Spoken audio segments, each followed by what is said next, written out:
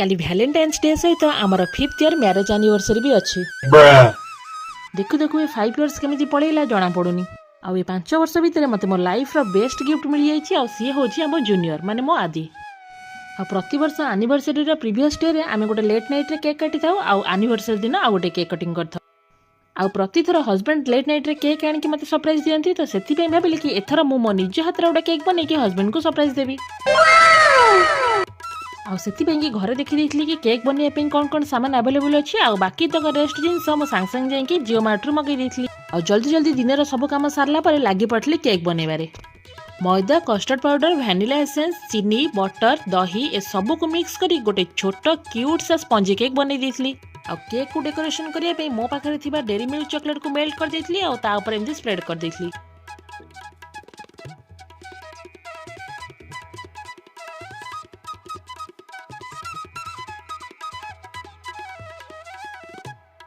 आ dairy milk spread कर साला परे मो पाखरे थिबा बाकी सब चॉकलेट रे मो एमती किछि डेकोरेशन कर देइथली।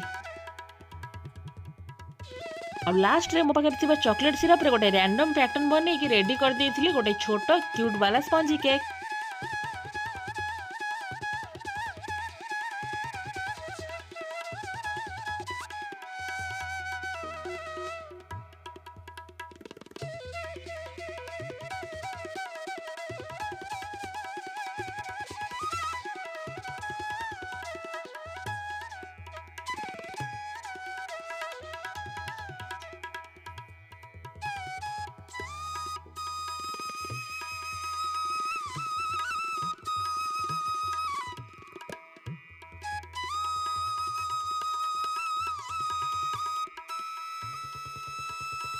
केक बनी सारा पर नहीं रखी देइथली फ्रिज रे केक टाक भल से सेट होबा पई कि। आ हस्बैंड ऑफिस आसला पर लेट नाइट रे हमें केक कटिंग कर देइथिलु।